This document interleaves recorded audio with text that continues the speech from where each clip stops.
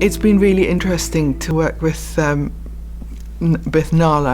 on the scoping paper for ESOL, which was commissioned by SOLAS last year. I think the driving factor has been that the number of people whose first language is not English has increased phenomenally over the last couple of years.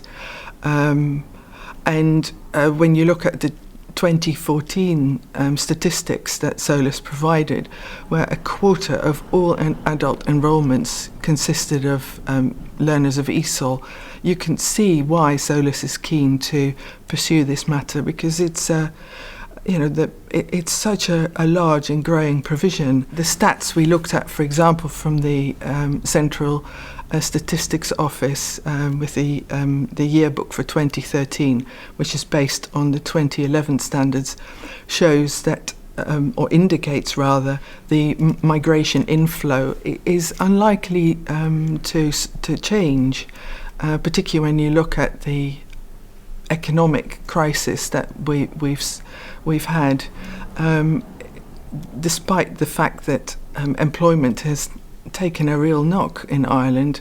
Migration has continued.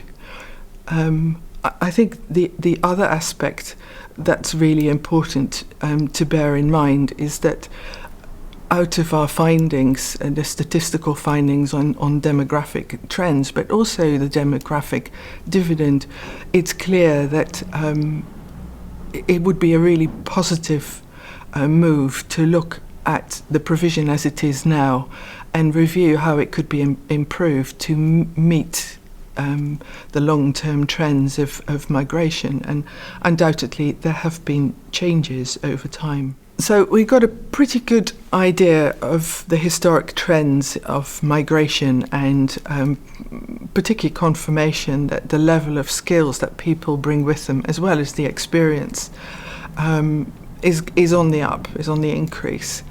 And that really calls for a review of the provision as it is. The levels of language skills that people bring with them, as well as their experience, and whether the provision that there is and the standards, the QQI standards, still meet the needs of those learners. I'd say in particular that we should look much more closely at the context in which people want to use their language, particularly in the workplace, but also perhaps, when parents go out to discuss the performance of their children at school. That actually requires a very high level of language skills.